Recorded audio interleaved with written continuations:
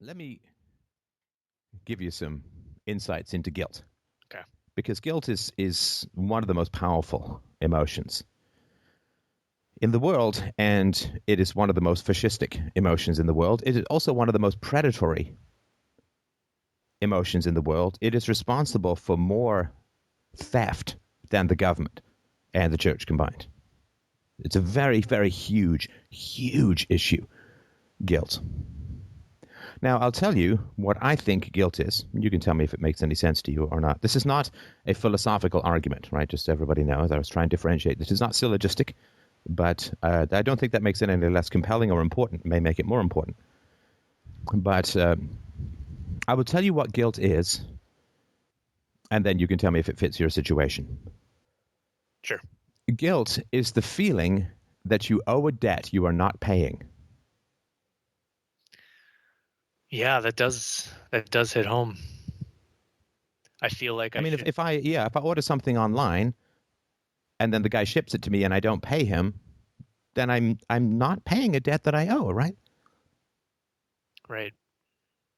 So guilt is the feeling that you owe a debt that you're not paying. And that's what makes us so susceptible to being manipulated by guilt. Because, as I've said for many years, there are no unchosen positive obligations. You did not choose your parents, and you don't owe them. My daughter doesn't owe anything to me. I owe my daughter because I chose to have a child. She doesn't owe me.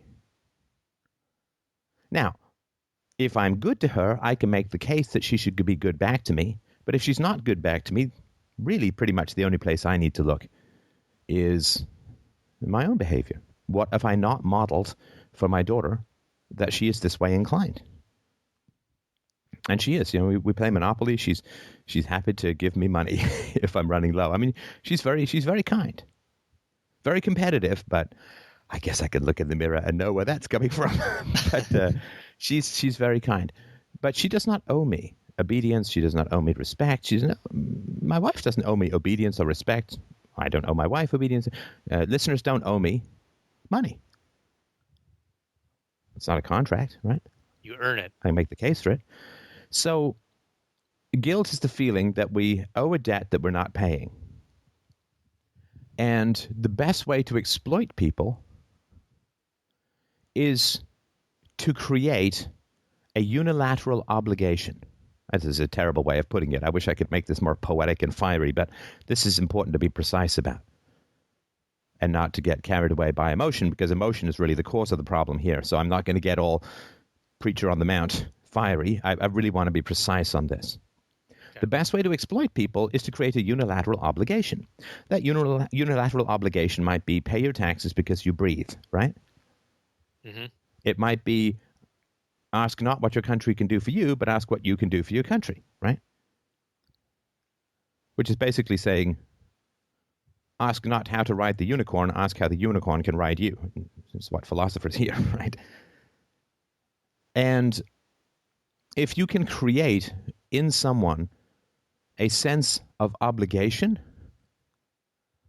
that is involuntary, obviously one-sided, and universal, then you can crank the money spigot out of them until they fucking croak, right? Right. And so we get this, social contract, or people say with the Bundy Ranch, well, Bundy, he owes the government $1 million, right? Which is based on what? They just basically went in, said this land is ours, and started charging him money. By what possible rational standard? Why doesn't he just go to Washington and say, okay, well, I now own the Capitol building. Yeah, I pointed at it. I'm even going to write it down in a nice font. I now own the Capitol building, and they owe me $1 million in rent.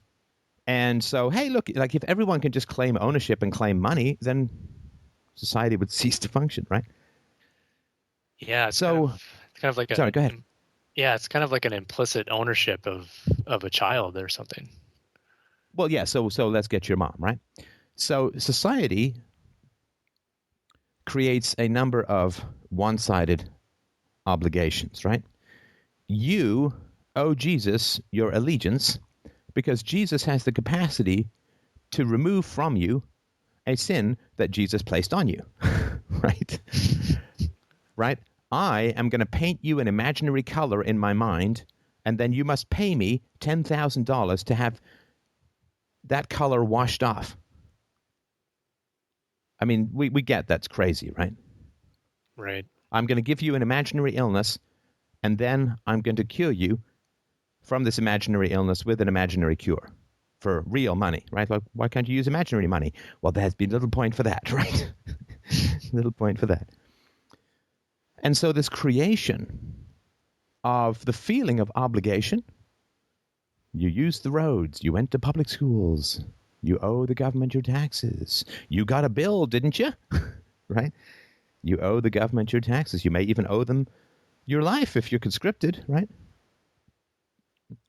And the implanting of fake obligation in people's minds is the greatest predatory mechanism the species has.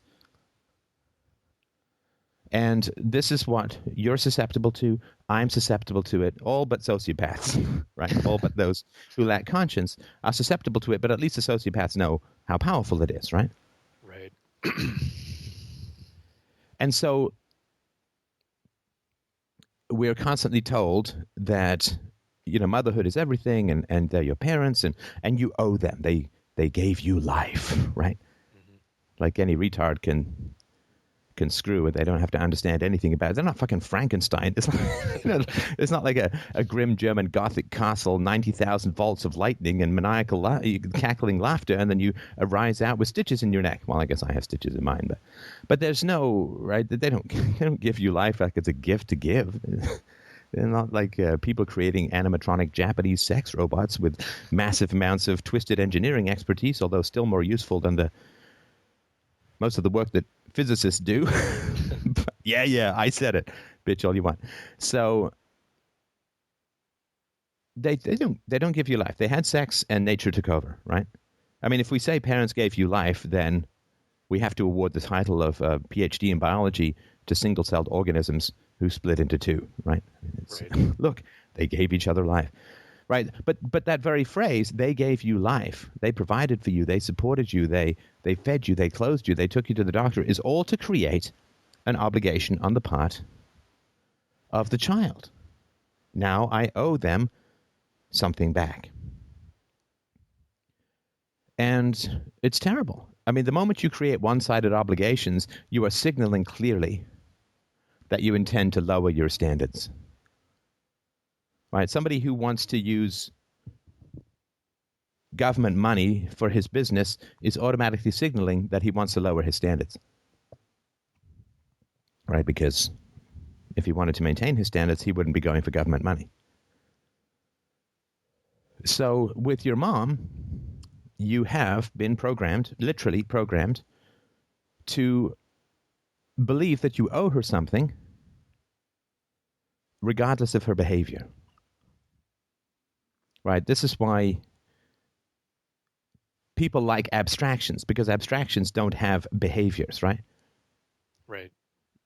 Now, what do we owe our parents? Well, I think we owe them what we owe everyone else. We owe them a fair and just evaluation of their behavior, and we owe them honesty. And fundamentally, relationships are based on emotions, right? If you don't like someone, then you don't like them. It's a tautology, but it's important, right? Right. If you find someone boring, if you find someone frustrating, if you're indifferent to someone, if you hate someone, if you don't like that person, that's the relationship. There's not this abstract thing called the relationship that you deny yourself based upon. The moment you start denying yourself in a relationship, it is no longer a relationship. Right? Right. It's like saying there's a band there when no one shows up. There's no band there. If people are avoiding the stage, there's no band. And if you're avoiding honesty and openness in your relationship, it's not a relationship. It's sort of this mutual avoidance. And so your mom is relying on tens of thousands of years of propaganda to say you owe your mom a response. And I don't You know, I've been saying this for years, and I've never heard a case that's any different. I mean, women make goddamn vows to their husband. You know, my mom made a vow to my dad to be with him until death do they part, in sickness and in health, for better or for worse. And then, in a couple of years, she just divorced his ass. Yeah, that's what my mom did too. Yep. Yeah, so your mom divorced your dad, right? And they chose each other and made fucking vows to each other, right? And then they're like, no, no, no, not for me. And I'm like, okay, well, as I say to my daughter, freedom for you is freedom for me, right? If you have the right to just say no to stuff you don't want to do, then so do I. If you're not going to compromise, I don't have to compromise. And so with my mom, it's like, well, you chose my dad. You made vows to him. I never chose you. I never made any goddamn vows to you. I was trapped with you. You only felt trapped with my dad after. Right? They actually had consciously chosen and spoken obligations to each other, right? Right. They promised to stay together until death do they part, in sickness and in health, for better or for worse. Right? They actually entered into a contract with each other. Voluntarily entered into a contract with each other for a lifelong union and partnership. And then they said, no, don't want it. So I've always failed to understand how moms and dads can break agreements with each other that are conscious, explicit, and voluntary, and then somehow expect their children to owe them for unchosen, involuntary relationships. I mean, do you understand? That absolutely makes no sense whatsoever. Totally. Yep. It literally is saying that the slave has a higher obligation to respect the property of the owner than the owner has to respect the property of the slave.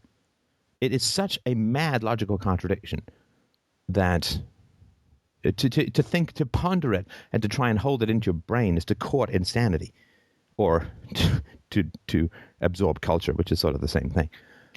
Yeah. Just to build on what you're saying, I was talking about my situation with a friend of mine a couple weeks ago, and we were trying to figure out why it is that my mom denies my reality or my experience so vehemently, I guess. And my mom is she doesn't have any hobbies, she doesn't have any friends, and she's told me on numerous occasions that I'm the only person in her life that matters, and I'm the shining Wow. light, and I'm everything, right? And Well, no, except when you say something that she doesn't like, then you're nothing, right? right. Yeah. I mean, I'll believe that you're everything to me when she says, "Tell me more about what's bothering you," right? Yeah.